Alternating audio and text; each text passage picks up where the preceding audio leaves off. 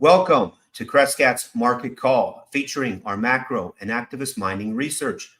I'm Kevin Smith, Crescat's founder and chief investment officer. Before we get started, please read through our important disclosures being shown now. These and additional disclosures regarding the risks involved in the type of investments we will be discussing, as well as the fund's performance, can be found on Crescat's YouTube channel or on our website using the QR codes on the slides. The type of investments discussed on these videos can carry significant risks, including risk of loss. The videos are intended to be general discussions of macro investment themes, the mining industry, and news with respect to the companies in our activist metals portfolio, and are not intended to be investment advice or an offer of investment advice or services. Crescat's managed funds only accept accredited investors, and the discussion in these videos has been prepared with that level of audience sophistication in mind. Any forward-looking statements may or may not come to fruition. If you enjoy our videos, please click on the like button and make sure you are subscribed to our YouTube channel to get notified of upcoming episodes. You can also follow Crescat Capital on X for ongoing macro research and important news updates on our activist metals positions. If you want to learn more about Crescat's investment strategies, we encourage you to reach out to our head of investor relations, Merrick Iwahashi. His contact information is on the screen now, and it can also be found on our website at crescat.net. All right, everybody, welcome and thanks for joining us. We have Tavi I have Tavi here with me today, who will be doing a macro update in just a couple minutes here, and Quinton will be joining us again, but with pre-recorded segment that he recorded yesterday, so it's pretty fresh. But he's been traveling and out in the field again, and so he had to pre-record. But so we have an exciting show for you today.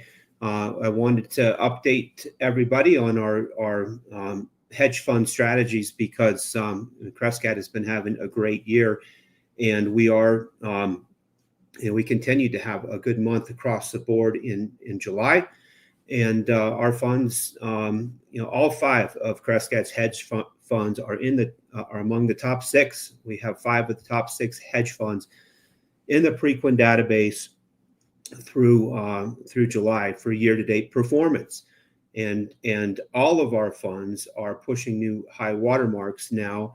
With global macro also being the only one that is just a few percentage points shy of that all-time high watermark there, but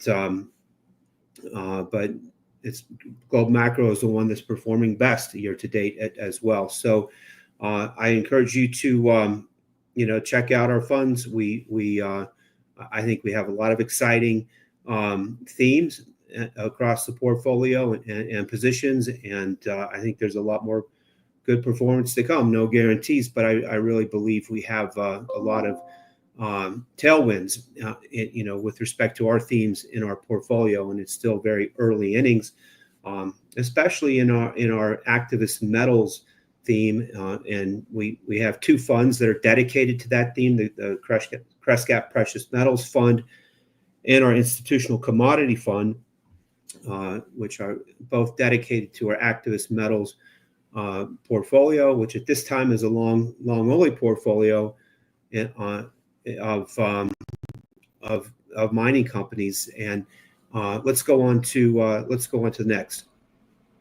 So one thing I'm really proud of this year is that we have just, with last month's performance, just completed our first 5 years of track record and performance for the Precious Metals Fund. So we launched this fund on August 1st of 2020, and it, in hindsight, that was a time when gold had actually just peaked, and for that time frame, it had a big run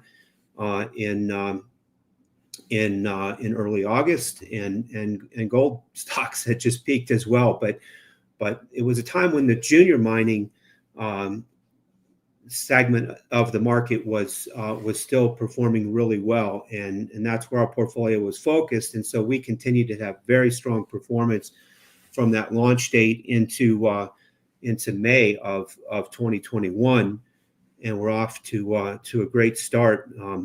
But the the metals and mining industry has gone through a bear market that's really been basically a 14-year bear market. And while gold has broken out to new all-time highs, and silver is starting to break out now too, the mining equities have really underperformed. And that's why we decided with our macro themes that this was an area that we wanted to focus on. And so we started this sector-focused fund, the Precious Metals Fund. It's an equity-focused mining investment fund focused on precious metals. Gold and silver are the predominant assets that we're going after. We do have some base metal targets in our portfolio as well: copper, zinc, nickel, and so forth. But it's predominantly a gold and silver based equity portfolio, and it is among the top performing sector focused funds also in the Preqin database, and something that we'll be talking about more. But the fund is the Precious Metals Fund is really starting to perform again, and is at a new high watermark now, and it's outperforming all of the benchmarks. And we now have a 5-year track record. So come check it out. I think we're still in the early innings of a new bull market for precious metals mining equities. And I think we have a killer portfolio. Let's go on to the next. So this is looking at all of Crescat strategies and performance updated through July, including the side pocket performance. Back on July 1st of 2024, one of our private company investments that we had in our portfolios, San Cristobal Mining, which owns a large silver mine in Bolivia, was our auditors, Deloitte had pretty much forced our hand into putting that into a side pocket. We took it to a shareholder vote, and which passed with overwhelming approval, and we moved that asset into a side pocket on July 1st of 2024. So we show both the X side pocket and the full fund performance, including the side pocket now, and you can see that including the side pocket, all of our funds are also performing really well year to date and hitting new high water marks, with the exception of global macro, still just a couple percentage points behind that high water mark. But with the, both X side pocket and including side pocket, all of our funds except global macro are in new high water mark territory. I'm really excited. What differentiates the global macro, institutional macro, and long short hedge funds from the more long only metals focused funds is really that we have all the other macro themes of our fund.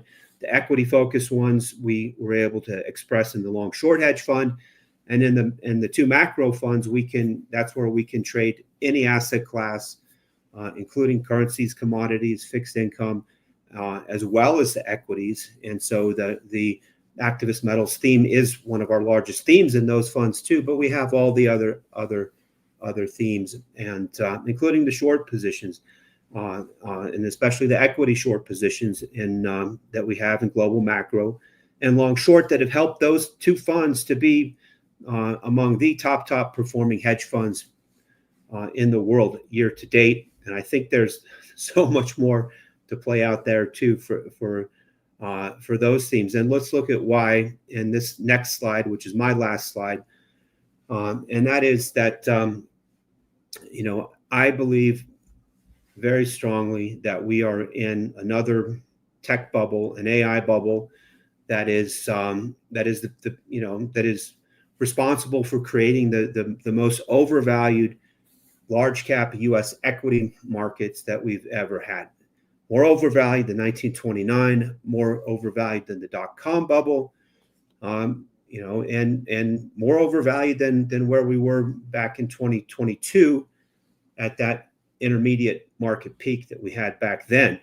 There's a chart that I'm not showing today, but I'll update it again soon, that I've shown in the past, that I think exemplifies the extent of this bubble more than any other. And that's when you look at the top 10 market cap stocks in the US relative to GDP. And you can look at it relative to US GDP or global GDP. It shows the same thing. We are truly at the highest valuations for this concentrated group of large cap stocks that we've ever been. And in fact, we're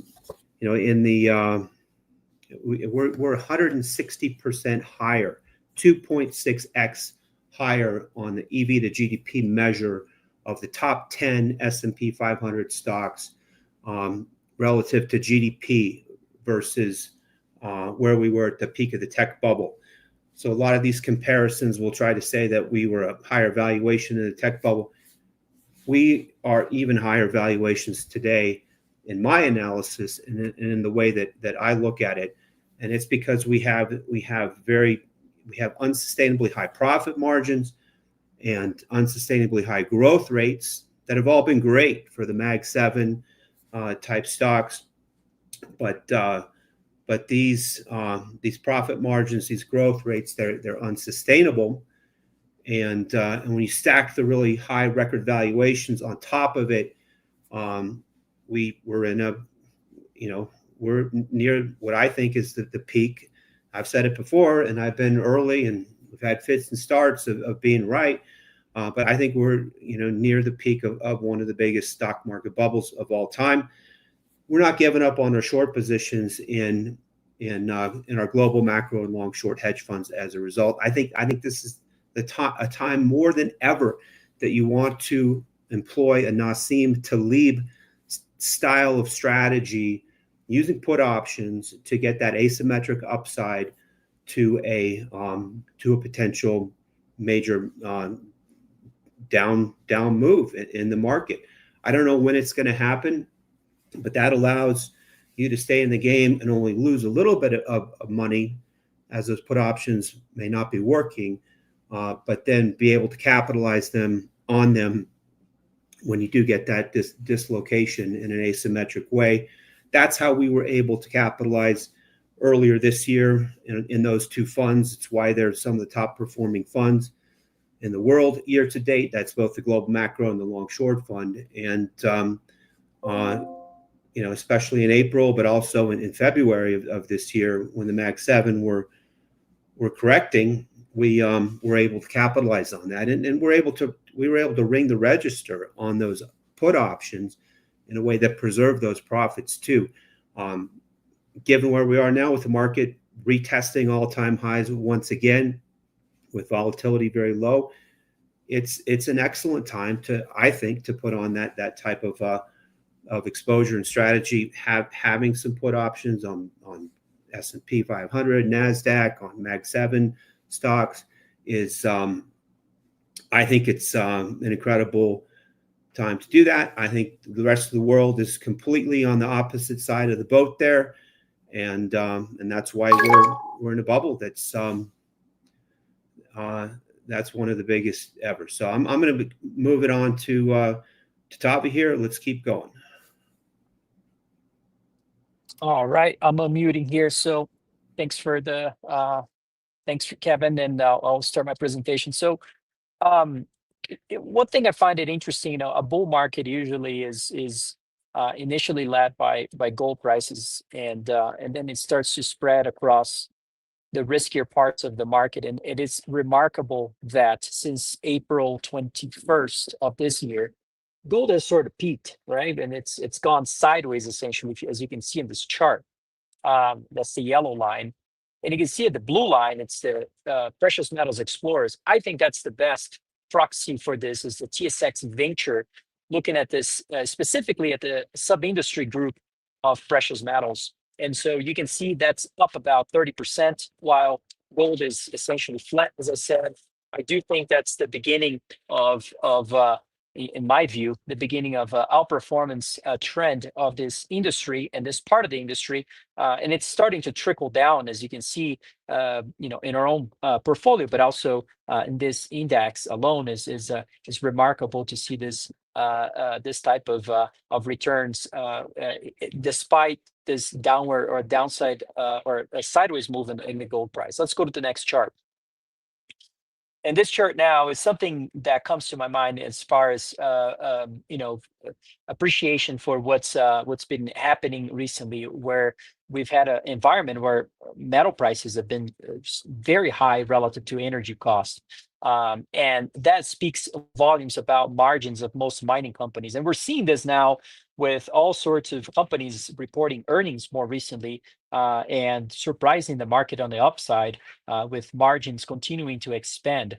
And so every day you see these margins, or I should say the gold to oil ratio staying at one of the highest levels in history, or something that people don't talk about often, but it's not just gold, it really is silver. And you can even put copper into this chart as well. I didn't want too busy of a chart, but even copper prices relative to oil look historically high. And so essentially, in my view, it means that every day we spend on this ratio remaining at these levels, at least, it means that these companies are going to be most likely continuing to have very strong margins moving forward. So this is, in my view, also an opportunity for a lot of these companies to be hedging their energy costs, but also extending to see this type of earnings releases that we're seeing in some of the major companies. And I'm going to show a few of those companies here, and it's not to pick individually in some of them, but it's more to show some of these stocks that have very long history. Are fascinating to see this trend that they've been breaking out of, and I think it's just the early stages of a much bigger move. Let's go to the next chart. So in the next chart, I'm just showing something I've been updating recently as we get these earnings reports from most of the major companies. In this case, we're looking at the 50 largest mining companies in the Canadian and US stock exchange because they have easier data to analyze. And as you can see, the blue bars is looking at the median all-in sustaining cost. And all-in sustaining costs, and some people have issues with that because it doesn't include some other things that are certainly important when it comes to looking at the overall structure of cost of an own business. But despite that, and its own flaws, you can see the gold prices in yellow are clearly substantially higher than those blue bars. We probably have not seen anything like this in a very long time. I like to call this the golden age of mining that I think we're entering. And that's just because of this production margin it's something I have not experienced in my career. And I think majority of us either watching this or living through this era have also not seen this, even going back to the 1970s.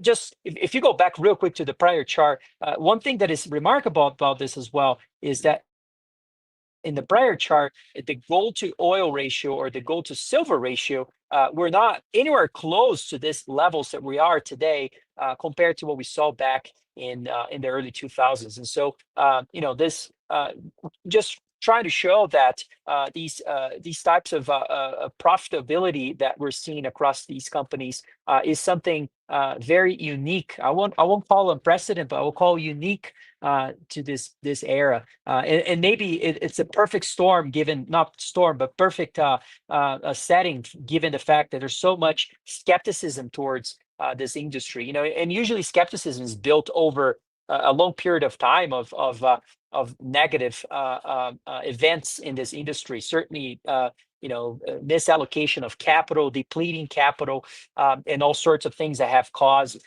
this industry to carry that burden of being capital bleeders and not necessarily have leverage to gold prices, of which leverage works both ways. We've seen historically, leverage worked in a very bad way for the mining industry. Therefore, this reputation, this negative reputation. But now we're starting to see the other side of this, and it seems to me that skepticism remains much higher or more prominent than the actual results that we're seeing. Therefore, why these positive surprises are probably just getting started. Let's go to the next chart.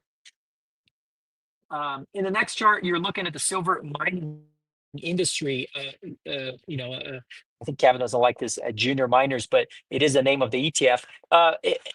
SILJ is just one vehicle that you can invest in, and supposedly smaller companies in the juniors in the silver space that have higher exposure to silver. Now it's not a perfect ETF because a bunch of these companies, not all of them have a silver exposure. If you're an investor in the space, you know that it is very difficult to find a company that owns a project with basically primary metal being mined in silver, and so it is a difficult a vehicle to build. However, doing our best and seeing companies that have very large exposure to silver relative to others, and looking at that relative to the actual metal price, you're just starting to see this this line break a downward trend, and potentially usually, well, why do I show these lines? And you see a few of those in this presentation is because when you have those breaks, you tend to see historically a momentum in prices on either the upside or the downside, depending on how the line has been broken. In this case, I believe that this is a real breakout, and potentially we could see much higher prices. And as we see the leverage to metal prices working on the positive side, not the negative side this time around. Again, cycles change, and if we are not in a bull market for gold and silver and copper and others, the leverage would work the other way. It is not my view, and I don't think it's the view of the firm. And so why we have conviction on buying companies that are in the mining space. Let's go to the next chart. Next chart is showing for illustrative purposes only. You can see a chart that shows basically stages of a bubble. And in this case, if I would point out where we are here, I think we're maybe transitioning away from where the smart money has been accumulating capital and deploying and allocating into these assets, and starting to see the awareness from what is called the awareness phase, but it's where institutional investors are beginning to either ask questions, start to deploy capital into this industry, and I think that's what's called in this stages of a bubble, the takeoff phase. And I believe we're still in that, starting to get into that part of it. I mean, we can argue where we are here, but that's just my sense of I think we have a pretty good pulse of this market given our position here as allocators in this industry, and for being as Kevin said, it's been 5 years that we've been in this potentially the smart money phase of accumulating assets in this industry, and so this takeoff phase is potentially just getting started. And again, just views for illustrative purposes only. This is not a perfect framework for an industry or anything like that. Let's go next chart. All right, next chart, we're looking at the largest North American silver mining company today. And why am I showing this is because I like these charts that have very long history. There are not a lot of companies out there. Mining industry is a very complex space, and a lot of companies go bankrupt during the wrong times of the cycle. And so it is important when you have a company that has endured during multiple cycles in this industry. And so in this case, we have a Hecla Mining that goes back to all the way to the 80s in this chart. And if you draw a line all the way from the very peak of that moment when we saw silver prices approaching $50 an ounce and so forth. Today we just broke that downward trend. I mean, it's a again, it's been a very difficult period. Although we've had some eras like the early 2000s that were very beneficial for the mining space.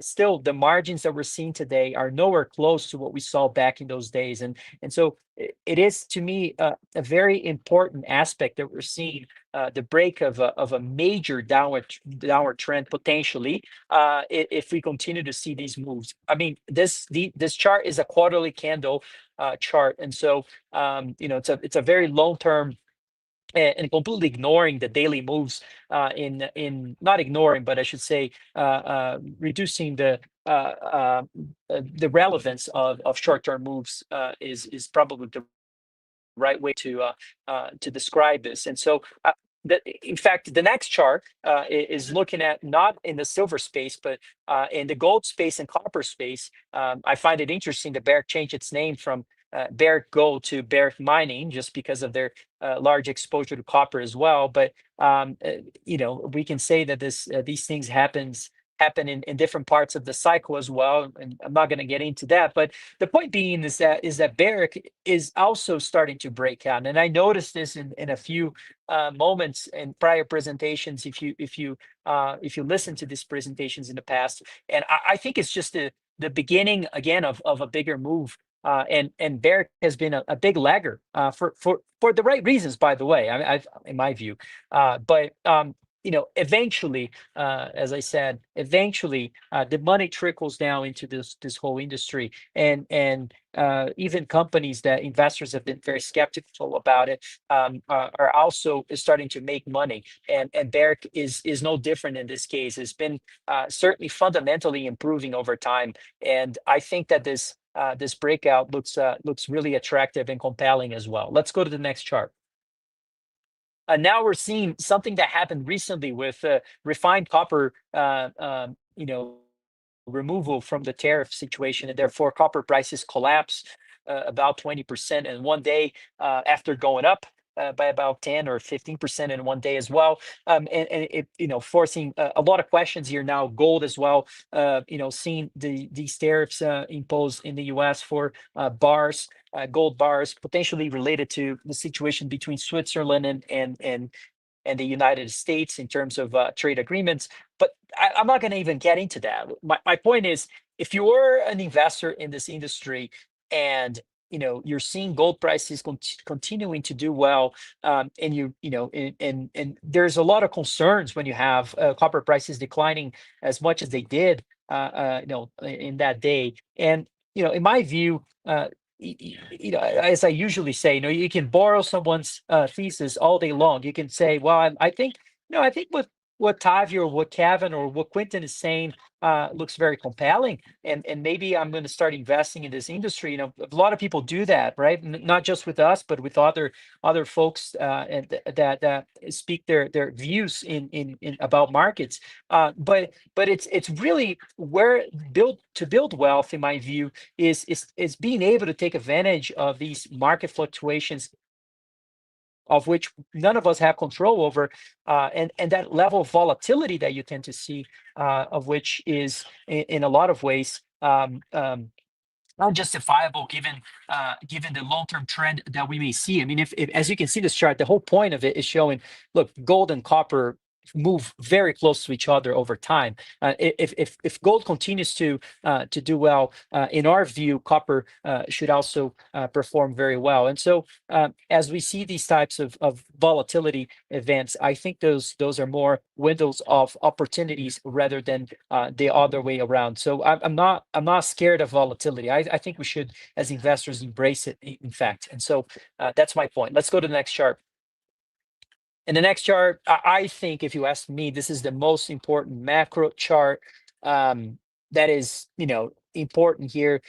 Some of them, some folks like to just watch, some others like to invest, and some others like to just have a view. I don't care where you fall into those categories. This chart is very relevant for macro views, and the dollar holds the key for a lot of different themes, macroeconomically speaking. And in my view, the DXY index is just a basket of currencies with a lot of weight in the euro, the British pound, the Japanese yen, and some other developed economies. But those three are really the main part of it. And what you're seeing here is a very long-term trend where the dollar price versus those currencies have performed very well, and perhaps the whole idea of bringing capital into the U.S. as we see the dollar as well performing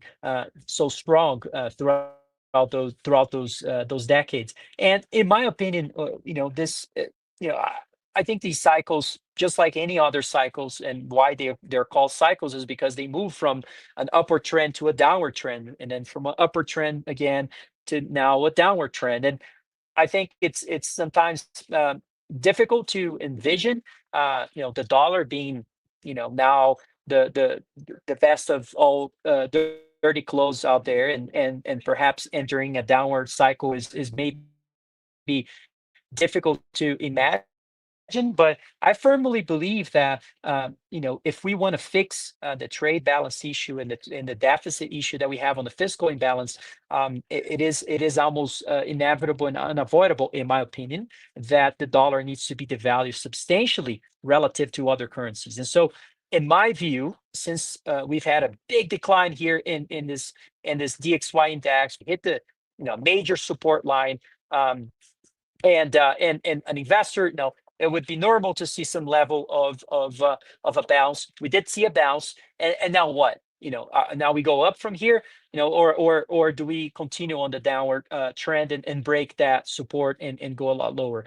My view is the latter. No, my view is that this is the beginning of a multi-year downward trend for the dollar. And what I find it fascinating about macro is that you can sort of, a lot of times it's very difficult to see a trend that unleashes all at once. I think, as I said before, my belief is that investments is all a way of accepting. It's an exercise of acceptance of risk. And a lot of times it's one currency or asset class that tends to have an easier thesis to understand from an institutional standpoint, is the one that leads the pack, and then you tend to see the unleashing of others. In the case of precious metals was gold, and then you're seeing how other metals start to follow, and things like royalty companies, and then the senior producers, and then that have done their homework, and then the other senior producers that have not done their homework are now moving, the junior miners, the explorers. And so you start to see this trickle down of acceptance of risk. The same thing happens here. So if you go to the next chart, which ones are those currency pairs that have started to make a major move? Well, the euro has certainly started to move. So the US dollar has been depreciating relative to the euro, as it shows in this chart. Already broke that trend line, as you can see. If you go to the next one, it shows the British pound. It also does the same. And in fact, this recent appreciation that we saw of the dollar relative to the British pound only retested this support that is now going to become a major resistance, in my view. And so, if you are of that opinion, you would think that this candles are going to continue to move on the downward trajectory here. And again, these are just views. Nobody has a crystal ball to really know if that's the case, and we're just using political and fiscal constraints and macro constraints to have an opinion on these asset classes that are so important to unleash other ideas that I'll talk about in a minute. If you go to the next chart, I'll show you another one that has not moved as much. I mean, that's the Japanese yen. The Japanese yen, if we use the same idea, the Japanese yen remains at a very high level relative to these other currencies that have already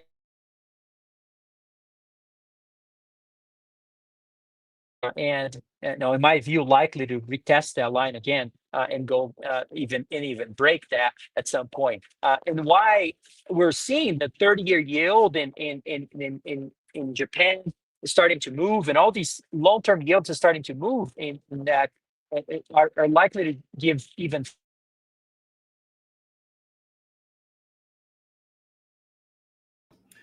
Tavi, your sound's cutting out a little bit now.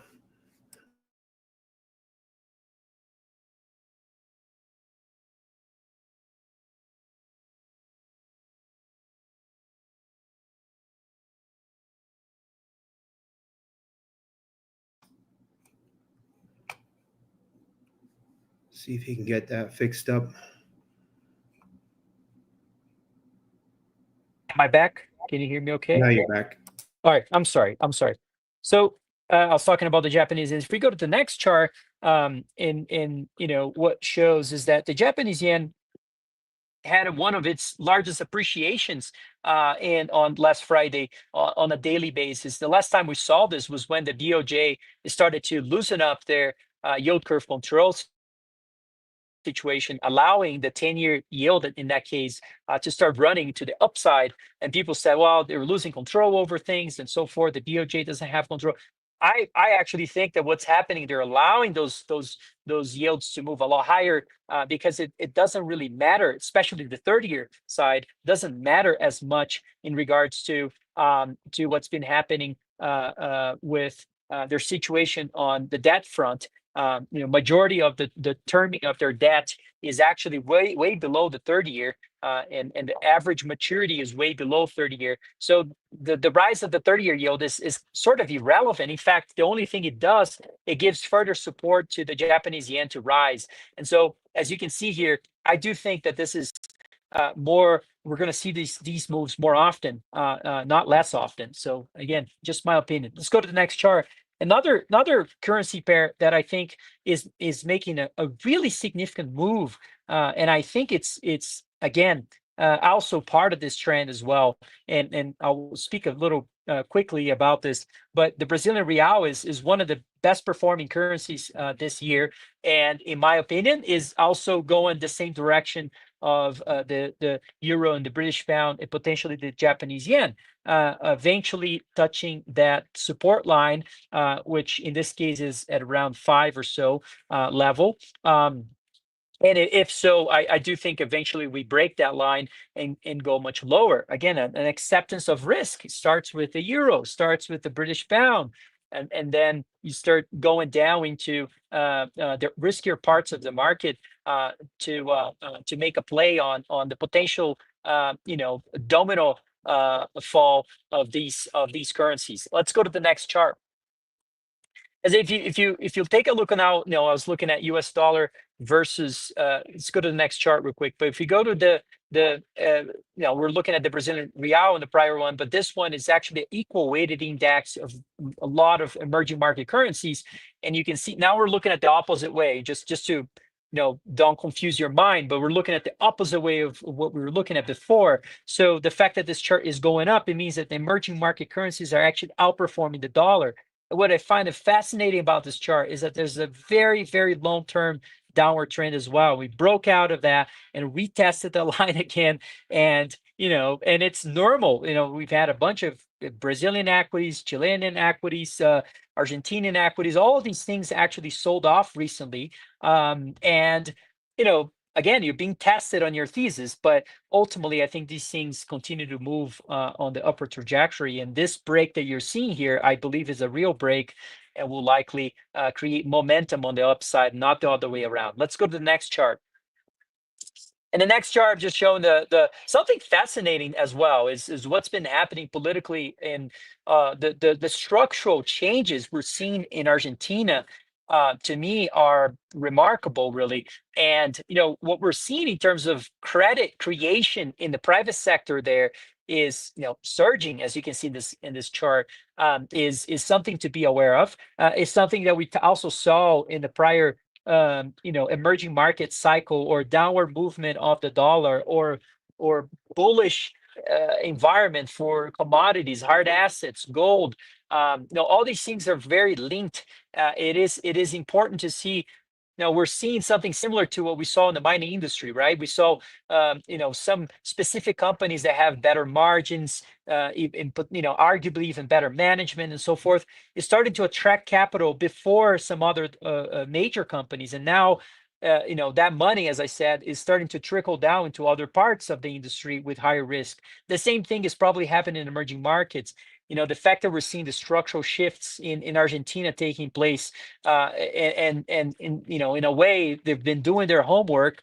They're attracting capital first, and so usually why you see this is outperformance in their stock market as well, relative to other places. But eventually, I think it's gonna flow through the whole region.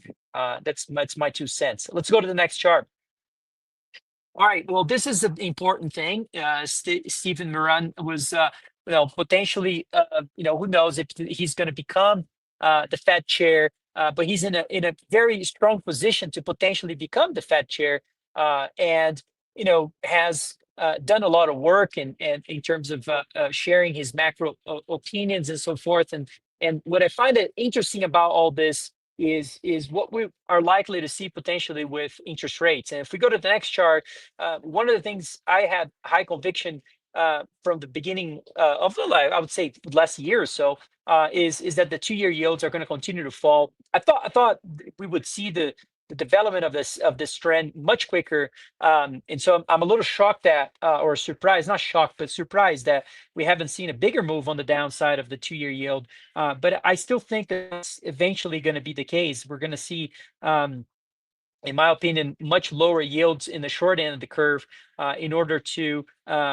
basically apply fiscal dominance in a certain way, and reducing interest payment on the debt, and allowing this increasing non-mandatory is increasing potentially, or as I like to say, pro-growth spending is likely to increase as we see the interest payment on the debt substantially being reduced by lowering rates. And I do think that eventually we're going to get into that path. Now, there's 2 sides of this. There's Jay Powell's side, of which likes to say inflation has not gone away, or you have the other side of Trump saying that we need to reduce rates because we can't afford these interest rates. I think both sides are right. I would argue that both sides have a point. So, I'll try to make my point quickly here. Go to the next chart. Quickly, if you want to find a reason to lower rates on the unemployment side, I know there has been a lot of questions about the data and so forth. I do think the unemployment rate or labor markets have been deteriorating. And you can see this by several ways. In fact, I think these numbers from GDP are much weaker than under the surface than a lot of people are believing recently, with saying that that especially tech investors, you hear them a lot of times talk about GDP numbers, perhaps without doing as much work in terms of what is really driving that data. And if you take out what's been happening with imports and exports, majority of the data does not look like, especially from a personal consumption standpoint, that the economy is really booming. And so it doesn't surprise me that labor markets are in fact deteriorating.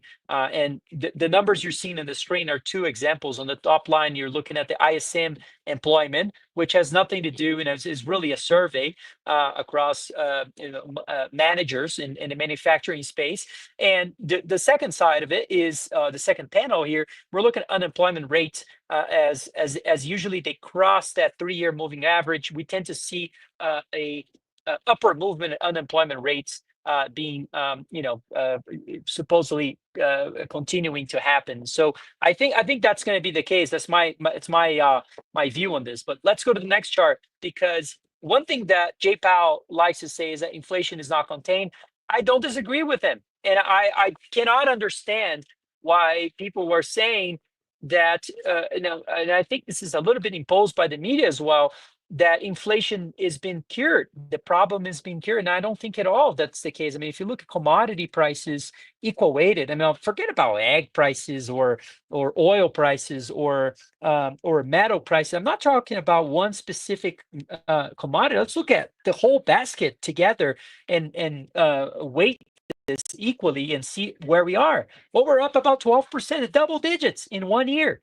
So, that's your real inflation. That's your real inflation that this enters the system in a large way. That's your real world inflation, not the CPI. And so, in my view, that's something Jay Powell is not wrong. I mean, yeah, inflation has not been cured at all. The problem is still with us and very likely to stay with us for the long for the long term. Anyways, let's go to the next chart because the commodities equal weighted index tends to be as well potentially a leading indicator for inflation expectations. When you look at the market expectation for inflation on the 10-year yield, which are 10-year break evens that tries to price where they think the CPI rate will be. Um, and there's a very strong correlation throughout history between commodities and inflation expectation. And recently, we're seeing the divergence of the two. But inflation expectations are starting to catch up with the red line. In my opinion, that's just the beginning. In my opinion, we're going to see a very significant catch up on the white line with the red line, particularly with all that it's happening. I mean, money supply making new highs. We're now the situation with the Fed, forcing the Fed's hand to potentially reduce rates on the face of all this. I mean, this is what I call a supercharged environment for hard assets. In fact, if you go to the next chart, what is even more fascinating is what's been happening with this revaluation of gold discussion. His name is principal economist at the Fed, Colin Weiss, has reported this paper of which, and I'll give my hat tip to Luke Groman. That was the first person I saw that posted this paper, and I start looking deeper and deeper into this. But basically, gives accounting steps even and ways to how this whole revaluation would occur. It goes back into many other instances in history where other countries have done that. And the bottom line of this that he says is, the whole point of the paper is to say that, look, I mean, these things are your last resort type of policy, one, and that it doesn't structurally fix the issue. Now, I don't disagree with that. Now, do we have a lot of options? I don't think so. I think eventually, and I would say that there's a lot of expectations that at some point the Treasury will perform this revaluation of gold. And if that's the case, I think it's likely to happen much earlier than people think. And so eventually, I think this is going to be a very important policy that will take place. But again, that's just my opinion. Anyways, I think this is my last chart. I think we can go on to Quinton Hennigh's side of the presentation. Thank you. All right. Welcome to the Crescat updates. I am recording this on Thursday evening, so this is actually August 7th. I had to make a recording because I'm going to be offline tomorrow. In fact, I'm going to be offline for a few days. It's been a bit busy summer. I got to say, it's been really busy. It feels good to see, we'll call it a bull market return in precious metals. We're seeing a lot of activity, I've been up in the Yukon. I've been up in BC, been over to Ireland recently. I'm going to Bolivia shortly. I've been to Japan. I've been all over the place. And because of that, I've had to kind of go Grizzly Adams like here. To be frank, I don't have time in the morning to even shave at this point. It is so busy, but it's a good busy. I like busy. All right. Look, I thought I'd throw this slide up just to kind of orient people. Why the heck do we do this? Why do we focus on something that's seemingly abstract? Basically two metals that are on the periodic table. One of them happens to be shiny and yellow, and the other one is kind of a lustrous white. But these metals are important. I would say if there's anything about these that people could argue, why is it important to have gold? It's important because gold is money. Now, they might argue that silver is actually money. In fact, 100 years ago or even 50 years ago, if you'd ask the average person, what was in their pocket, they'd probably say, oh, I got a dime and a quarter. And that, silver is more commonly thought of as money, or by the common man is money. But gold, in its own right, is a huge store of wealth, a huge store of value, and it is the ultimate form of money. And I think what we're seeing here, my view of what's happening over the past few months, is kind of a renaissance in the view that gold and silver have a place in the world as perhaps even the backing of currencies at some point. I think you're starting to see a lot of folks, even we'll call it young folks, that might be more intrigued in the cryptocurrency world, take an interest here. And I can say that with all honesty, because I've actually been dealing with a few folks like this, and there is a genuine interest. There's a genuine interest in these precious metals and their purpose in society. And I think it's a wonderful thing, because that renaissance in interest that we're seeing in these metals is now starting to bring in capital into the mining sector. It's capital that's needed for gold and silver, but it spills over. It goes into copper and other things too, which is absolutely critical, absolutely vital. Okay, so this renaissance, are we at the peak of it? Are we at the peak of a bull market? I don't think so. Look, I've lived through at least 4 big cycles in my lifetime.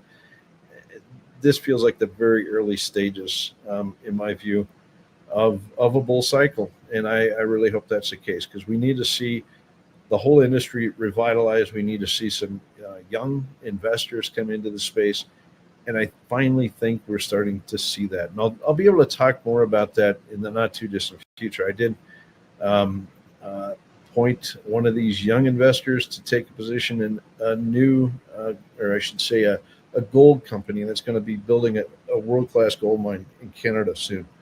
I think it's an absolutely fantastic period in history. All right, let's get going. We're going to do some updates. Look, Snowline, I have to really plow through this, because this news release that came out, it came out today, actually, thank goodness, because I was able to put it into this video.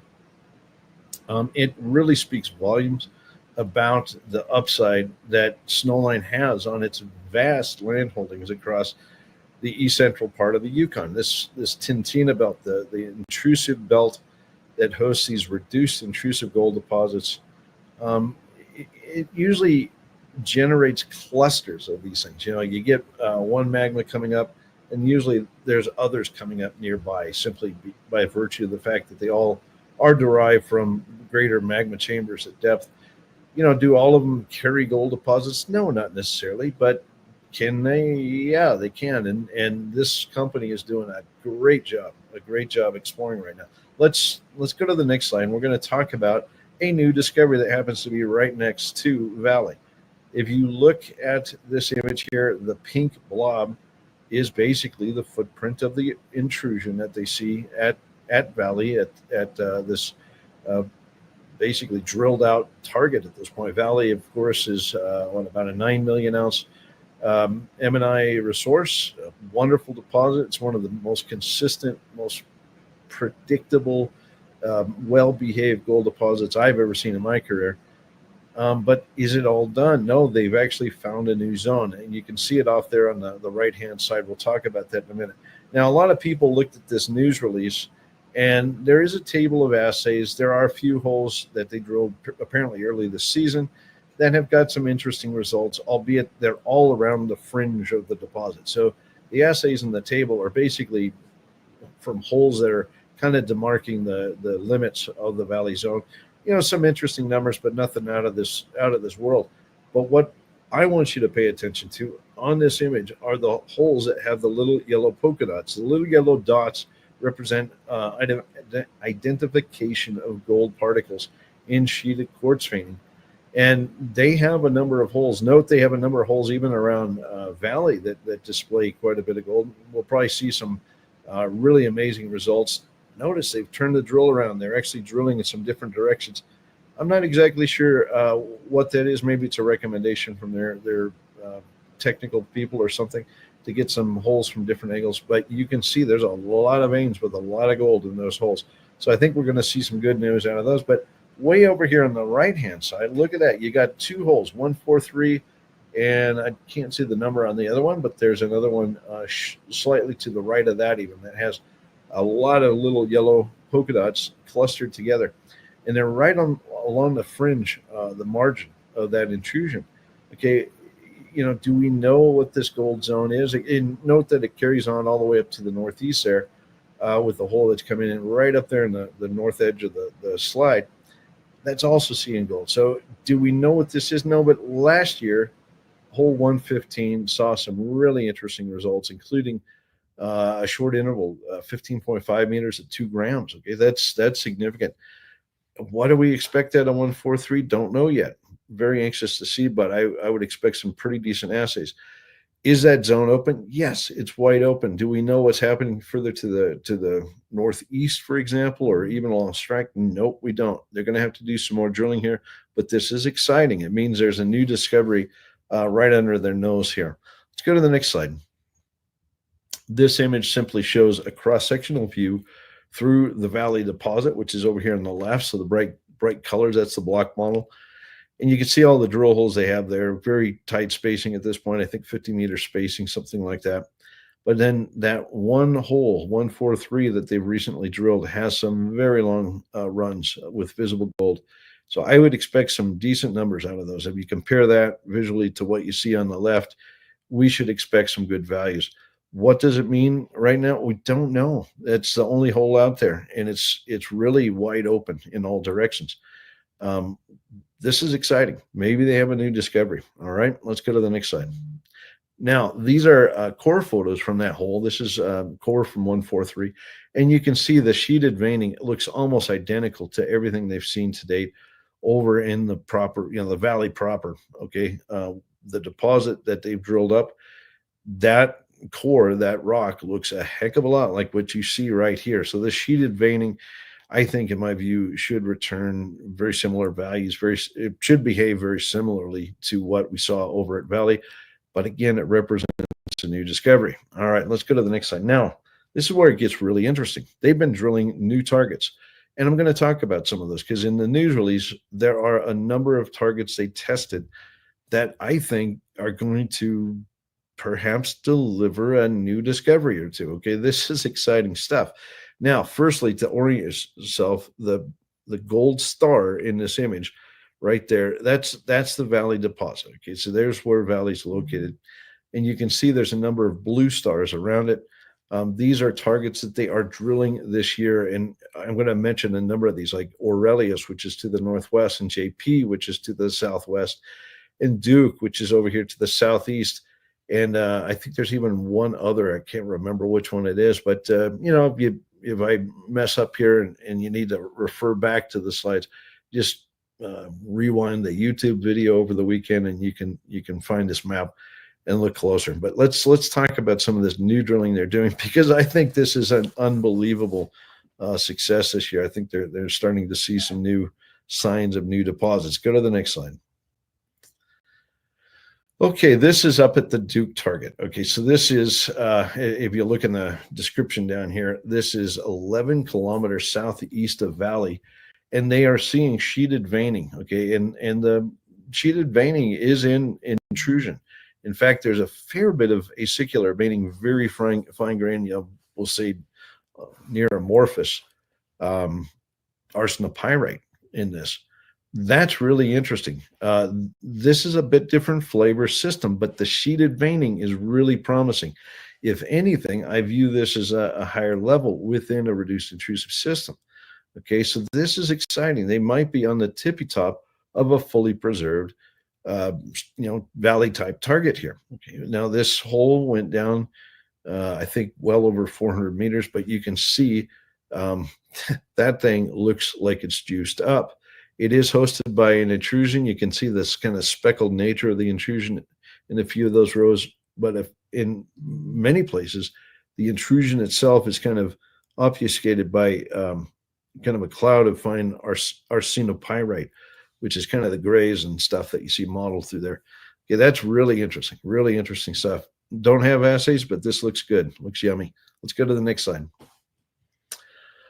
All right, this is some core from the JP target. Now this looks more classical, say valley type stuff. Okay, this is a granite or granodiorite. It's kind of a dark speckled rock, and you can see in here some pretty distinct quartz vein, like sheeted quartz veins. Some are skinny, maybe a few millimeters, and then some are up to maybe a few centimeters long.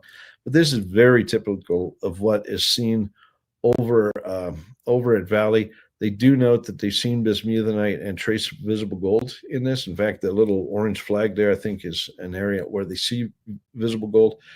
You know, is it a dead ringer for Valley? It's a little different, but man, this is starting to look like the real thing. Is it a full-on discovery yet? Don't know. We got to see the assays. Maybe they're near something too. Okay, this kind of looks to me like some of the holes that are more on the fringe of the Valley discovery. So maybe this hole is simply one that's near something. But let's wait. Let's see some assays. Let's go to the next slide.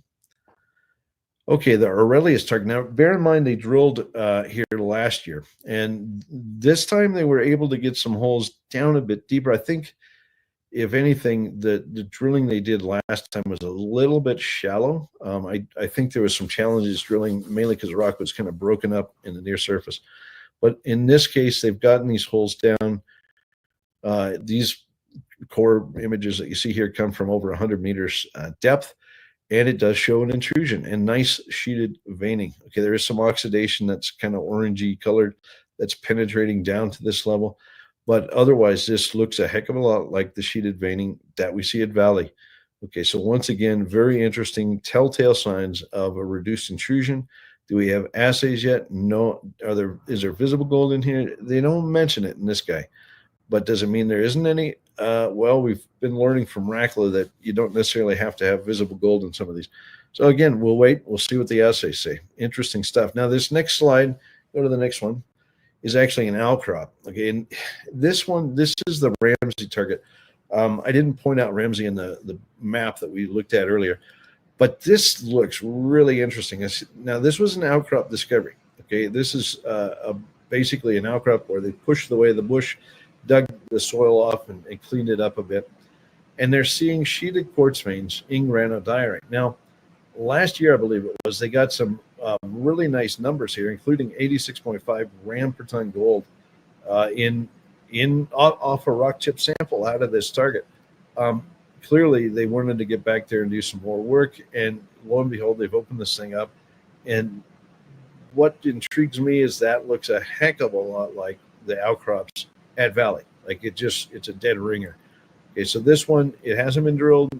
I think they're going to be drilling it here soon, but it looks very, very similar to the Valley discovery outcrops that I saw when I was there a couple of years ago. All right, so lots of exciting stuff happening. The company does a great job all the time. I think, there's any story that's like just riveting because it's kind of a hybrid between left-hand side Lassonde curve and development side. I saw Craig Hart, by the way, a couple of days ago. He was here in Colorado at a conference, and he told me they're going full bore on putting the team together and doing the hard work of getting a mine, the test work, the baseline work and stuff done so that they can advance permitting and engineering and things like this. This company is making the right moves. All right, let's go to the next slide. Now, you cannot swing a cat in the Yukon without hitting gold, and I am just absolutely thrilled to see these results out of Sitka. I was up there a few weeks ago. I went to the site. I got to see all of these different targets. Some I stood on them, some I had to look at from a distance, but they were drilling at Rosgobble while I was there. And these holes, these two holes that came out, both are over 100 gram meter holes. I'll note that. They come from just a small part of a very large target at Rosgobble. It's intrusive. So one of these reduced intrusions, and it's yielding very good results already. Yeah, 152 meters of a gram. But then you can see there's 114 meters, 1.11 gram in the hole right below the second bullet down there. So holes, 3 and 5 have yielded some nice plus 100 gram meter intercepts. Let's look at this a little more detail. Let's go to the next slide. Here's the table. There is higher grade in here, and notice there's some grades up to 9 grams in the first hole there and 12 grams in the second hole. Okay, and that's a little bit, in other words, it's a little bit more nuggety, not quite. I mean, I'm not going to say nuggety because it's still pretty consistent mineralization, but you don't see, that many higher grade sub intervals within, say, Snowline. It's more generally spread through the stuff. This, you do see places where there are spikes of higher grade, which is interesting. And, it actually is a placer deposit. Like there's a placer coming off of Clear Creek. So I would expect there to be some, coarse particulate gold in a system like this. And we're probably seeing it in some of this assay data. And that's just fine. It doesn't matter to me. But this is exciting, very long runs, very good solid gold mineralization that can be bulk mined. Notice both of these holes are basically, the assays are starting right near surface, 3 meters and 4.2 meters below surface. Yep, this is a new discovery. Let's go to the next slide. And you can see where these holes fit. The darker black intervals or drill holes that you see there right in the middle of the slide, those are the ones that have been announced here. But notice they have a whole bunch of more holes that they've drilled here recently. In fact, when I was there, the company was intensely drilling in this area to try to expand this thing. The colors that we're seeing there, the kind of shaded greens and yellows and reds, that's the soil data. Okay, and there's a good stout gold anomaly here. Notice the footprint of the gold anomalies much bigger than the area they've drilled to date. I would expect this thing to grow. It looks similar in scale to the gold anomalies further north up at Blackjack and Eiger and stuff like that. So I would not be surprised to see this target expand greatly through drilling over the next few months. All right, let's go to the next slide. Here's a cross-sectional view of hole 3. You can see the way the gold is distributed down the hole. There is a pretty consistent zone from basically grassroots down a little over 150 meters depth down the hole, which in this case is a little over 100 meters below surface. And you can see there's another hole that's off the same pad that's a bit of steeper angle. They see visible gold in that too. I wouldn't be surprised to see some decent runs there. This is basically an open pit type discovery in my view. This stuff is near surface. It's wide open. Remember Blackjack, they found the higher grades at depth. Could that be the case here? Yeah, I think so, likely. Okay, but this is a really good start, and I think this result is compelling. It's a resoundingly above 100 gram meter hole. Let's go to the next slide. Here's some of the core from that. It's very similar to what they see elsewhere on the property. So this porphyry, this kind of black and white rock, speckled rock, looks almost identical to the porphyry that they see up at Blackjack and then up at Pukaman as well, all right, and even Eiger. They see this textured rock. So I think that the upside down cow, the mothership down there, is kicking off these porphyries, and they are intimately associated with gold mineralization. The veins there, they do have some smaller ones, like occasionally you see a little skinny guy, but a lot of these veins are actually bigger. Okay, they're bigger and fatter, and that might be partly explaining where the higher grade gold comes from. The bigger veins might be accounting for that. But otherwise, it is a classical reduced intrusive type gold system. All right, so this is very nice looking rock. Remember, I saw scheelite when I was there, and I'm really intrigued with the tungsten numbers that they might have in this rock too. Guess maybe we'll find that out at some point. Let's go to the next slide. Okay, and this is hole 5, another cross-sectional view. Again, stout interval, starts at grassroots, goes down almost 100 meters vertically below surface. It's about 115 meter down the length of the hole. It's 1.11 gram. Yeah, there's some higher grade intervals in there, but overall, it's a nice continuous run of gold mineralization. Notice the 2 other holes that have been drilled on this section that don't have assays yet. They have a fair bit of visible gold present. I'm very anxious to see what those yield. Again, this looks like a near surface, basically an open pit discovery. What do I think about this property? Well, let's go to the next slide. Look, I think that this property is going to yield 4, 5, 6, maybe even more discoveries. Okay, we know Blackjack's a discovery. We know Eiger's a discovery. I think that data that they presented recently from Saddle is telling us that even between Blackjack and Niagara, there's a zone developing. And again, these might connect at depth too. Don't forget that. But I think, we already see 2 discoveries there.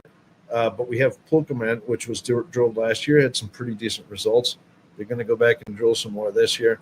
But now we have this Rosgobble, which is a bit south. It's about 5 kilometers south of the Blackjack deposit. And it's really looking pretty good. In fact, with respect to the soils are actually more subtle here, but yet the drilling is showing us we got gold. We got very good gold. Okay. There's a lot of drilling to do. This contact zone at Pulkaman, I think, could yield some really nice numbers. Look at the historic drilling there. 10.7 meters at 20 grams and 38 meters at 1.5 grams. And so, that's yet to come. They're going to be back in there drilling some more here soon. The other one I'm really intrigued with is way down there in the south, that Bear Paw breccia zone. From my perspective, that is the tippy top. It's basically a breccia that's trying to make its way up to surface above a reduced intrusion. So I think just in the subsurface there, I think there's something generating that zone. It looks like the tip of an iceberg to me. So I'm just dying to see them drill some holes at Bear Paw breccia. There's also a target off this image, which is way, way over to the east. It's called the Maiku target. I was really intrigued with. I hope to drill some holes over there too. It's a whole different magma suite. Like all of the ones here kind of have the same flavor. They're all kind of this black speckled porphyry type rock. The one over to the far east, Maiku, a little bit different intrusion. Looks like a different cow, if you will, over there. But nonetheless, I think they have room for 4, 5, 6 discoveries here. What's the size of these? Well, somewhere in the maybe 1 to 3 million ounce range each. Maybe they do get better and bigger and higher grade at depth. So, the thesis is, remember, go to the next slide, the upside down cow. Okay, so we're looking at the little, what's poking up here. What are they doing at depth? We don't know yet. Okay, but that could be the big prize here. People ask me all the time, what do you think they have? Well, I think they have 3, 4, 5, 6 discoveries in the near surface environment. It's going to be millions of ounces. But what happens at depth? I don't know yet. And we got to wait to see. But, they all come together. Maybe we find the udder down there. And this turns into one of these extraordinary world-class things. Don't know. We'll see. But they're doing a great job. I love the story. And I think they have a lot of room to run. I think they're doing a great geologic work. Like the way they're drilling is exactly how I would probably approach drilling. And I think there's going to be a lot more news coming soon. Let's go to the next slide. Rackla. Okay, this is the most intriguing, I think, reduced intrusive story. And it's because of the fact that they're drilling and they're seeing sheeted veins, they're seeing the intrusive rock, they're seeing all the bells and whistles, but they don't see visible gold. And I've talked about this in several videos recently. I even made a video while I was up at site, and I think that's been put out on YouTube if you want to go search for it. Talk a little bit about this style of mineralization. There is a lot of a metal called bismuth in this system, and I think the bismuth is basically hiding the gold in plain sight. They don't see the visible gold because it's basically embedded within bismuth-bearing minerals.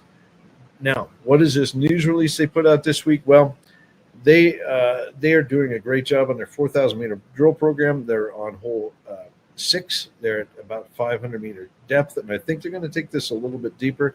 The first couple of holes, remember, they were a wee bit shorter than hoped. I think it was mainly because they didn't have the drill rods on site. All of them, it was really wet weather when I was up there, but now they have all the materials and drill rods and everything. And if you look at the drill holes, they're drilling some deeper and deeper holes. I think it's really intriguing. It's not to say you have to drill deep to see what's going on here. It's just that, they get a sense of volume. And I'll show you a cross section here in a minute. I think some of these deep holes are really going to tell us a lot about this system. All right, go to the next slide. Okay, this is a plan view of the drill array. The colored bars that you see in there, the reds and oranges and stuff, those are the density of veining that they see. So they're counting the number of little veins that they see in each meter of core. And as you can see, the lighter yellows, we're dealing with like sub 5 veins per meter. But then as you get into the oranges, 5 to 10, getting the darker orange, almost red, you're dealing with, I can't read the numbers, I think it's 10 to 25 or something like that. And then you get dark red, and you're dealing with very high density veining, I think over 25, if I'm reading the numbers correct. All right, so what does this mean? Well, it's given us a picture of the distribution of the sheeted veinings in the intrusion. And notice that they don't necessarily conform to the outcrop that they found here. This outcrop, by the way, this is an intrusive body. Okay, it's roughly a kilometer, I think a little over a kilometer in diameter. It's a pretty round feature. And they're drilling kind of along the south margin of this intrusion. And what really strikes me is that hole number 3, they were drilling that when I was there. In fact, I think they had just started it. And look at the density of veining. That's the southernmost hole there. Like, wow, that's got a lot of veining in it. Notice that at surface, you wouldn't have been able to see that because it's covered by talus scree, like the rock that's slumped down off the mountain is basically covering up that area. But the drilling is telling us, wowza, there's a lot of sheeted veins there. Okay, that's really intriguing. Holes 1 and 2, pretty interesting zones of sheeted veining, not necessarily consistent the whole way down. It's life. Okay, hole 4, lesser veins, interestingly, and even hole 5, in the middle part of hole 5, there's lesser veins. But notice that it gets into something really intense at the bottom, and also way back up at the top. Top of holes 4 and 5 have a lot of sheeted veins. Notice they backed up now and they're drilling hole 6, and that one is seeing similar high densities of sheeted veins that we see in hole 3 down here. It's just the way these things work. You gotta drill some holes to figure out what's going on. I think this data is starting to tell us what we might expect for grade. It would be nice to see visible gold. We're just not going to see it here. But does that matter that much? No, I think the assays are what's really important. Okay, let's see what the assays yield. Go to the next slide. This is a cross-sectional view. It gives you a sense of how the distribution of the veining occurs. Maybe that increase. And notice there's no marks in hole 6 because they're drilling that one. So it's just a black line past that one point. But wow, this is what I mean. That there's something happening at depth, at least in that area, where the veining is starting to just take off like a rocket. Okay, so maybe hole 4 basically touched the top of the thing, and it's belling out, and hole 6 underneath there is like catching the big whack of veining and possible mineralization. And then, even 2 and 4, why there's such a difference between them, I can't tell you. But this is interesting stuff. Very good data. Let's go to the next slide. Here's the sheeted vein. Everybody that says, this doesn't quite look like Snowline. It doesn't from the standpoint that there's not visible gold. Okay, and it's a little bit different intrusion. It's a little bit lighter gray, I would say. It's a granodiorite for sure, but it's a little bit lighter gray.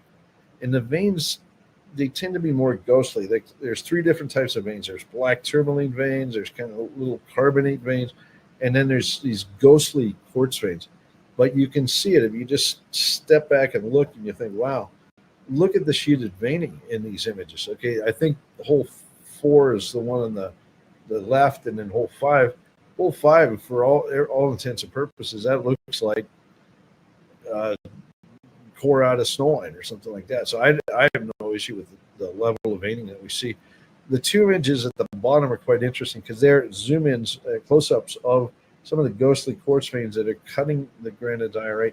And where the little pointer is, just off the tip of the pointer in each case, there's some shiny silvery stuff. That's that bismuth. The bismuth mineral phases, what they are exactly, don't know, but they are potentially hiding the gold. I'll say, as strange as that sounds, that basically the gold's bound up somehow with these. We'll find out. But this is intriguing stuff. It's got the right ingredients, just doesn't have the visible gold, but it's probably there somewhere. Let's go to the next slide. I should say it's hopefully there somewhere. We'll find out. Okay, this is hole 6, I believe it is. Again, sheeted veining. Actually, some really nice regular sheeted veining. If you look at the rows up at the top, especially, you'll see just boom, boom, boom, boom, boom. 10 or tens of veins per meter. Okay, each row is about a meter long, by the way. And then over here, here's some close-ups again. We got at the top there, we got a black vein, which is probably tourmaline. And then you got kind of a ghostly quartz vein going through. There are little specks of bismuth in there. And on the bottom, you got 2 parallel quartz veins. Those little gray dots in there are also bismuth minerals. Okay, so again, hole 6 is seeing the same thing. And remember, hole 6 is really the deepest hole to date into the system. This is really intriguing. It makes my spidey senses tingle. I hope we're going to find something here. Let's go to the next slide. Okay, and if that wasn't exciting enough, now we have a company that, look, 2-3 years ago, they were drilling down south in BC, or I should say west central BC at their Cloud Drifter project, but they didn't deliver. Basically, it didn't hit much. Okay, it's not meant to be critical. It's meant to be, well, that happens. In fact, it happens more often than not. But you can really judge a company and its team by their ability to pivot sometimes. And this team has done a great job pivoting.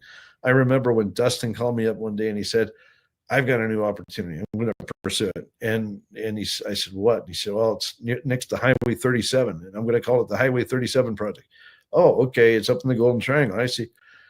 All right. What is it? Well, look, over the course of about a year, you remember all the news releases they had last year, they bolted together this Highway 37 project by basically buying and acquiring different pieces of ground, putting together a really robust land package in the heart of the Northern Golden Triangle. And in this package of land, they got a number of porphyry targets. But I would say that this Hank Williams target is perhaps the most exciting. Not necessarily. The Hickman target looks pretty good too, but this is one they've started drilling on, and they are already seeing some really exciting stuff. Chalcopyrite and bornite mineralization in highly potassically altered porphyry at the Williams target. Let's go to the next slide and see some of this stuff. All right, so this gives you a sense of the distribution of metal. This is golden soils. You can see there's some very broad areas here with some fairly high grade, like up to gram plus type numbers in soils. Now the gold is going to reflect your higher level with the porphyry. This isn't copper, this is gold. Okay, so you're seeing like where the bright pinks are, you're probably seeing more of the epithermal level of the system, and that is why you look at the names down there. They got the lower AU is a gold Hank deposit. Well, it's the epithermal part of a porphyry. Maybe that porphyry is below, or maybe it's off to the side. I don't know, but don't focus so much on the pinks here for the porphyry itself. The pinks are telling us where the epithermal gold is. All right, but where they're drilling, okay, is up to the north there. And you can see the Williams CUAU, so copper gold deposit, and then the Williams Eats porphyry target. See the red traces? Those are the drill holes they've completed thus far this year. Yeah, there's historic drilling there, and you can even read some of the numbers. For example, at Williams copper gold deposit, you can see some runs like 377 meters at 0.31, I think it is, gram per ton gold, and 0.28, I think it is, percent copper or something like this. Anyway, there's some big runs, hundreds of meters of kind of 0.01 ounces, so 0.3 essentially gram gold, and about almost 0.3% copper. Those are good numbers. Those are really good numbers. Like in a dollar value rock, it's 60, 70, $75 per ton NSR value. And in my book, that's well above my kind of mental threshold for open pits, usually about 0.55, $50 to $55 NSR value rock is usually kind of the low end of the spectrum, but this is above that, well above that. So these are good numbers. Now, what have they hit? Don't know yet because they don't have assays. They just started drilling, but they're very excited. I remember this news release coming out, I think a week and a bit ago, and Dustin called me right after and he said, you got to take a look at the news release. This is amazing stuff. Let's look at the core. Let's go to the next slide. All right. Wow. What is this stuff? Well, this pink stuff that you see here is basically potassic alteration. The potassium that was in the hydrothermal fluids has attacked the rocks and produced potassium feldspar, which in this case takes on a very bright, like a salmon pink color. And it's just gorgeous looking rock. I mean, it's just amazing when you see this stuff up close. That is pretty much flooded the entire rock. It's the protolith, what the rock was, the porphyry intrusion that was there is completely obliterated because the level of alteration is so intense. But this thing is just riddled with little veins, and a lot of these veins have BN. What is that? Bornite. Okay, that's a very copper-rich sulfide mineral. It's bright purple in many cases, and then they got chalcopyrite, CPY, which is a kind of brassy yellow stuff. So they see both of those copper phases in here. They even see a little bit of moly too, I think, here and there, and magnetite as well, which is MAG. But all of these veins have copper visible, copper mineral phases visible. This is exciting stuff. You know, what does this run? Don't know yet, because this is note 25001. It's at 484 meter depth. Wowza. Okay, could they have a big interval of exciting numbers here? I think so. You know, this company might crank out some news here. And as far as a discovery goes, this one, in my book, smells like a pretty dang big discovery. I'm very excited about it. Let's go to the next slide. This next image, I think, is one of the cooler. It's basically veins that are cut somewhat obliquely through the core, so it looks like these circles, which is interesting. But notice that the veins have dark coloration in them. That's a lot of that bornite, but there's also chalcopyrite and the bright yellowy stuff.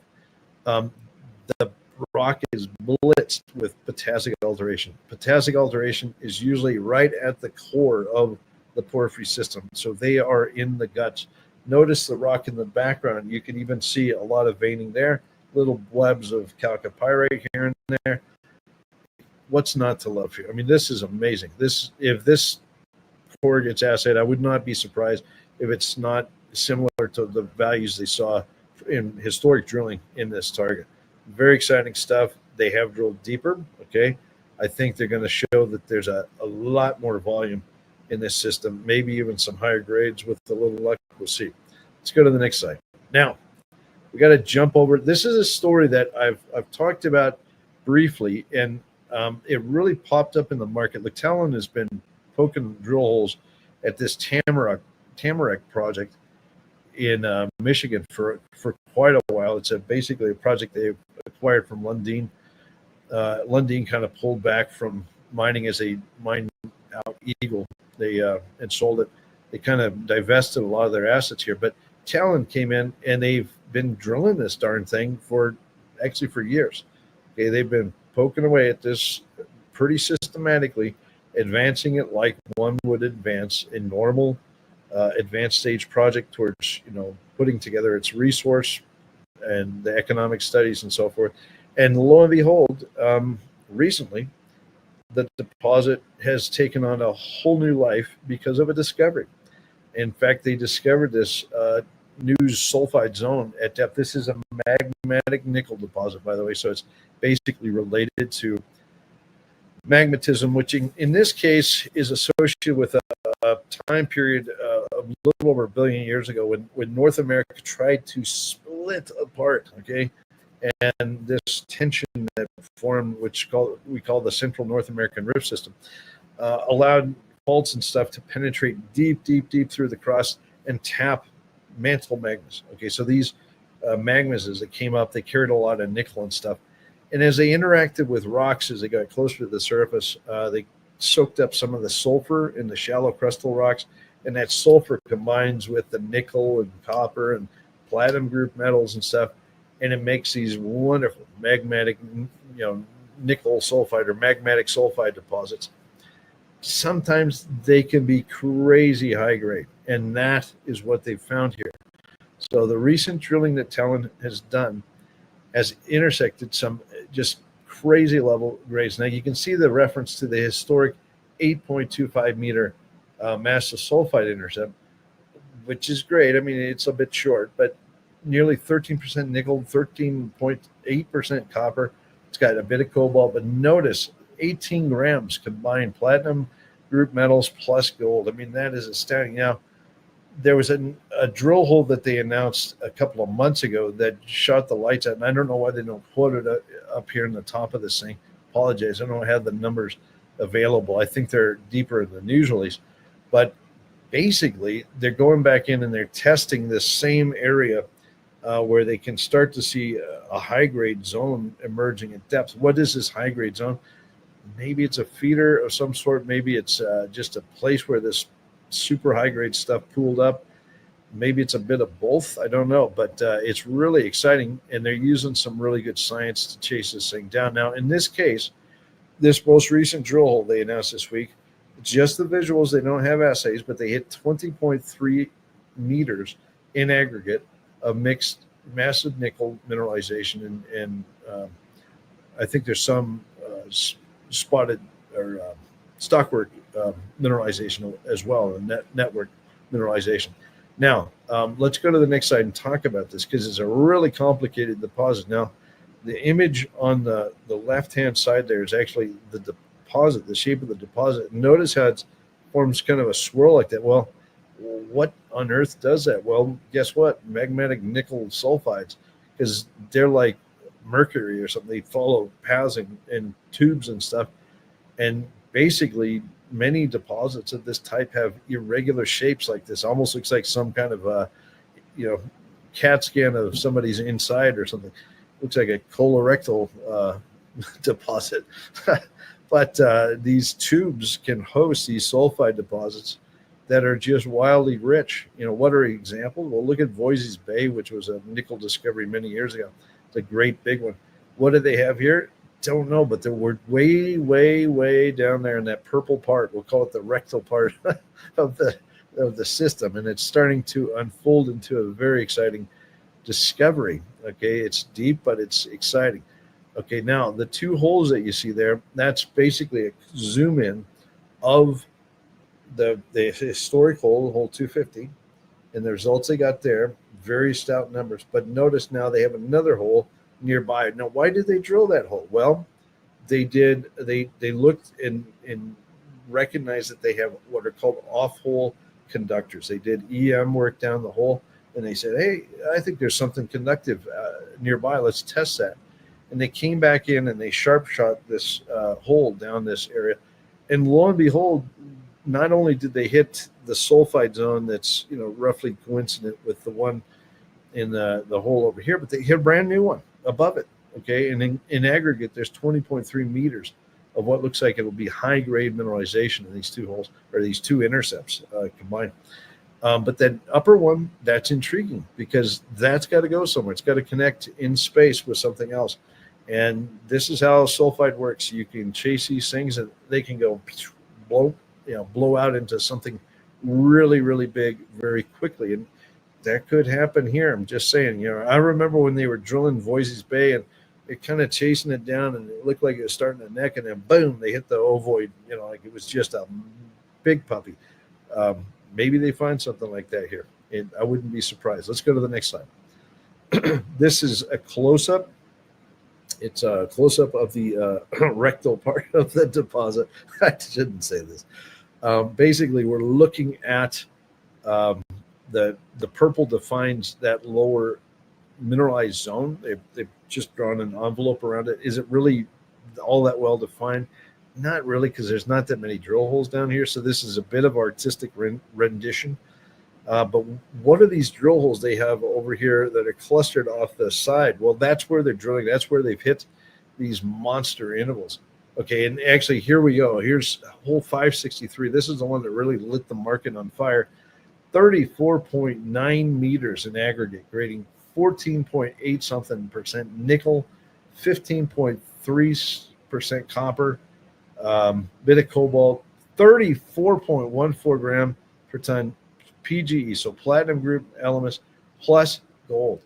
Holy cow. I mean, the value of that rock, like on a per ton basis, is absolutely insane. Okay, now, what are these little red squares that you see kind of sprinkled in there? Those are actually the EM anomalies. Okay, when they do drop the EM detectors down the hole, and they can kind of look at what's happening around the drill hole. These are plates or projections of the EM conductors that go out in space. And this is how they basically just like carefully target the next area and the next area. And these systems grow by doing this progressive EM analysis and drilling new holes. Okay. And that's what's going to happen here. These guys are going to basically go down, drill a hole, get an intercept. Oh, okay, let's do some EM work. Oh, it looks like it's going that way. Poke another hole, maybe 30, 40 meters away. Boom, test it again. And it will grow incrementally. But it's going to be an exciting story because when you're talking about grades like this, what's not to love? I mean, this is absolutely incredible. Maybe they find something big too. You never know. Okay, that little tube. Notice how that tube is necking down there and then starting to blow out again. And we're getting into something that might have a lot more size to it. That would be amazing. And this rock is worth so much money that a small package of it even is worth a lot of money. A lot of money. Okay, it's an interesting discovery. Let's go to the next slide. Eloro, they resumed their infill and step out drilling around the high grade core area there at Eskay, and they got some really nice results this week. What a time to come out with the results when you see silver moving like it did this week. And here Eloro's been putting out some nice stout numbers. They also have tin though in this. Okay, so these holes happen to be over in the western part of the high grade area where there's more tin rich material. Is there silver? Yeah, there's silver here as well. You can see the second bullet there. Some actually have fairly high grade numbers in places. But there's also a lot of high grade tin. Tin, by the way, is like $33,000 a ton. It's held tough really for years now, for 4 or 5 years. Tin is one of these metals that we as humans forgot to explore for many years. And these types of deposits don't come along all that often. So this happens to be a large tin deposit as well as silver. Let's go to the next slide and see where this is. Now I had to take the image and turn it on its side. So north is to the left. Sorry about this, but north is basically off to the left there. And the yellow circles highlight where these drill holes are. Now notice that the red oval highlights the infill that they're doing around this higher grade silver, more silver rich part of the system. And, they're doing a nice systematic job of infilling, which is great. But these holes are predominantly over on that western side. Like most of these holes are in the western margin. So these are a bit of expansion as well. So we're seeing a bit of expansion as well as infill. All good stuff. The company needs to keep its nose to the grindstone, do the infill here, come up with a resource, much higher confidence resource, and probably I think will be a higher grade resource in that red target area, that red oval area. And I think this will be a very, very good story in this silver market, that's bull silver market that we're going into. Let's go to the next slide. Yukon Metals put out some news today. In fact, I talked to the company before this presentation, so I could hear firsthand what the heck is going on here. This announcement relates to the AZ project. AZ actually refers, it's not for Arizona, by the way, it's in the Yukon. Okay, AZ means that the metal, Ron Berdal named it AZ because basically the property hosts all metals from A to Z or something like this. I think that was his logic for the name he gave it. I think it's quite interesting. It's really a copper dominant target area. And the company found an outcrop. They found some samples at surface in a new area where they got good copper and gold numbers, and they drilled a hole. They basically were compelled, based on what they found early in the season, to drill what's numbered hole 4, and it does show visible copper mineralization. No assays yet, but they're going to see it come back here soon. But let's look at what they found. Go to the next slide. And you can see this is diorite as a host rock. It's basically a dark mafic rock. In this case, it's been altered to kind of a lighter gray green. And then stockwork veins. Now it's difficult to get an estimate of how much veining there is because it's really just close-up shots, but it looks like there's a fair bit of veining in places, and there certainly is chalcopyrite, which is a bright yellow stuff. What does it grade? I don't know yet. Don't know. What is it really? I don't know, because it's not quite a porphyry. Okay, this is diorite. It's a deeper level rock, but maybe there is a porphyry lurking nearby, and I think that's what the company believes. In other words, if you read through the news release, they talk about a footprint of alteration, I think 2 square kilometers in size, and they speculate that there is a porphyry likely lurking in the subsurface.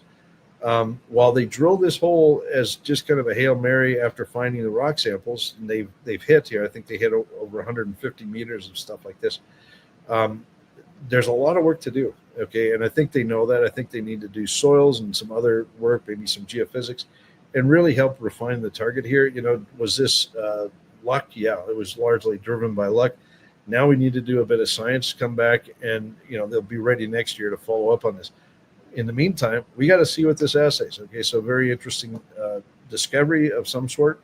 We'll see. Maybe the assays tell us a lot more. Let's go to the next slide. And you can see from the geophysics, it's not just a small target. It's a pretty big one. It's actually down in that new target area. It's more in that vicinity where this drill hole was. I couldn't actually find the location, the precise location of the drill hole. The place I stopped was actually Chair Mountain, which is up in the northeast corner of the property. So, but this target, hole number 4, is down there closer to the new target tag that you see in this image.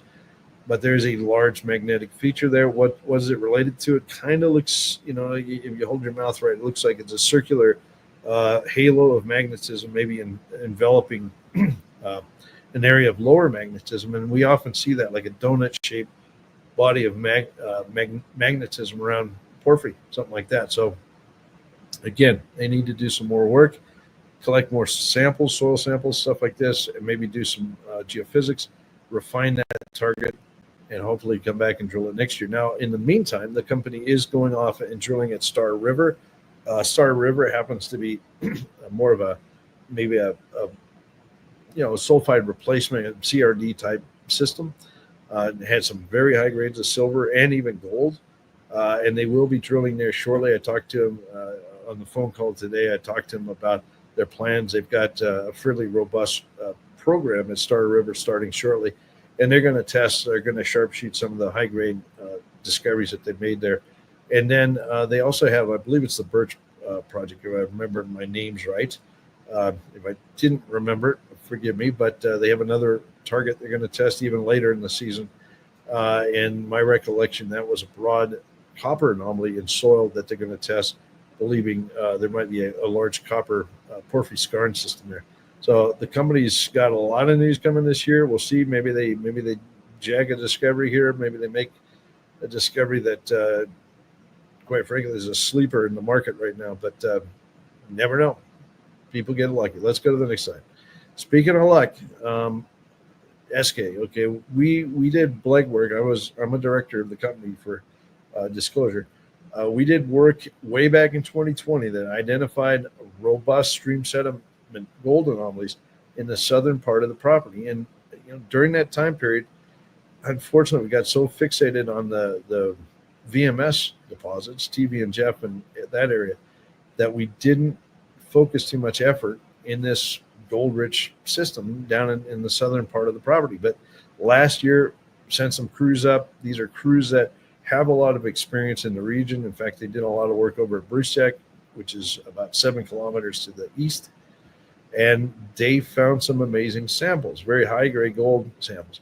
We sent them back in this year to follow up, and they've expanded this new discovery. This gold system, gold vein system, appears to be expanding very rapidly at this point.